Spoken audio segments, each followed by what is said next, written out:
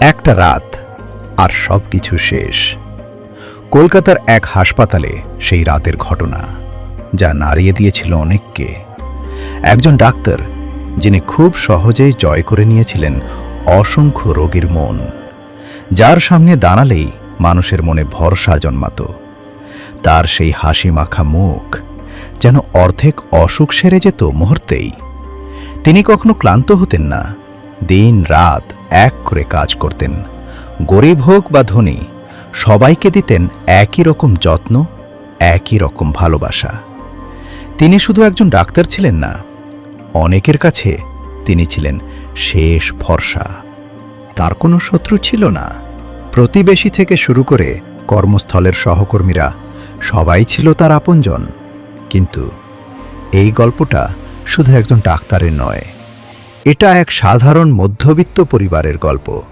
ছোট্ট একটা বাড়ি, স্বপ্নে ভরা দুটি মানুষ আর তাদের একমাত্র মেয়ে। ছোটবেলা থেকেই মেয়েটার চোখে ছিল স্বপ্ন, সে একদিন ডাক্তার হবে। বাবা দিনের পর দিন পরিশ্রম করতেন, রাত জেগে কাজ করতেন, নিজের ক্লান্তিকে কখনো গুরুত্ব দেননি। মা নিঃশব্দে পাশে থাকতেন। মেয়ের পড়াশোনা, যত্ন সব কিছুতেই ছিলেন ছায়ার মতো। পাড়ার মানুষ বলতো, দীপালি, তোর মেয়ে একদিন নাম করবে। কাকিমা, আপনার মেয়ে সত্যিই অসাধারণ।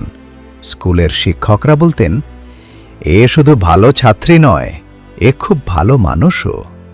নম্রতা, ভদ্রতা আর মেধা সব মিলিয়ে সে হয়ে উঠেছিল সবার প্রিয়। তারপর একদিন সব পরিশ্রমের ফল মিলল, সে ডাক্তারি পড়ার সুযোগ পেল। সেই দিনটা শুধু একটা সাফল্য ছিল না, সেটা ছিল বহু বছরের ত্যাগের উত্তর। পাড়ায় মিষ্টি বিলি হলো, আত্মীয় স্বজনের ফোন থামছিল না।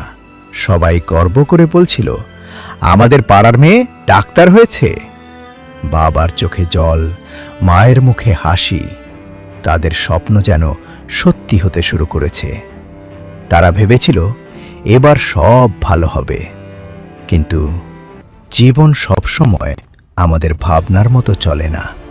সেই রাত, হাসপাতালের সেই দীর্ঘ রাতের ডিউটি। প্রথমে সবকিছুই স্বাভাবিক ছিল।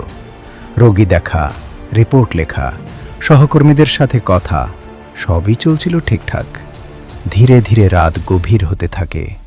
করিডর ফাঁকা হয়ে আসে, আলো নিস্তব্ধ হয়ে পড়ে, শহর ঘুমিয়ে পড়ে। আর ঠিক তখনই অন্ধকার নেমে আসে এমনভাবে যা কেউ কল্পনাও করতে পারেনি। সেই রাতে ঘটে যায় এমন এক ঘটনা, যা শুধু একজন মানুষকে নয়, একটা পরিবারের স্বপ্নকে ভেঙে দেয়। ভেঙে দেয় কাচের গ্লাসের মতো, টুকরো টুকরো করে। পরদিন সকাল, সব কিছু বদলে যায়। হাসপাতালের ভেতরে অদ্ভুত নীরবতা। কারো চোখে অবিশ্বাস, কারো চোখে রাগ, কারো চোখে জল। খবরটা ছড়িয়ে পড়ে এবং শুরু হয় একটাই প্রশ্ন। একজন ডাক্তার, যিনি অন্যদের জীবন বাঁচাতে নিজের সব কিছু উজাড় করে দেন, তিনি নিজেই কেন নিরাপদ নন? এই প্রশ্ন থেমে থাকেনি। এটা পৌঁছে গেছে শহরের রাস্তায়, মানুষের কণ্ঠে, অসংখ্য মনের ভিতরে। কিন্তু একটা বাড়ির ভেতরে তখন নীরবতা। যে বাড়িতে একদিন স্বপ্ন ছিল, আজ সেখানে শুধু স্মৃতি। যে বাবা বলেছিলেন, আমার মেয়ে একদিন বড় ডাক্তার হবে, তিনি আজ চুপ। যে মা প্রতিদিন অপেক্ষা করতেন কখন মেয়ে বাড়ি ফিরবে, তিনি আজও অপেক্ষা করেন। কিন্তু সেই অপেক্ষার অর্থ বদলে গেছে। কারণ কিছু স্বপ্ন একটা রাতেই ভেঙে যায়। কারণ এই গল্প শুধু একজনের নয়, এটা আমাদের সবার। একটা প্রশ্ন রেখে যায়, আমরা কি সত্যিই নিরাপদ? আর যদি না হই, তাহলে পরিবর্তনটা কোথা থেকে শুরু হবে? হয়তো আজ থেকেই, আমাদের থেকেই।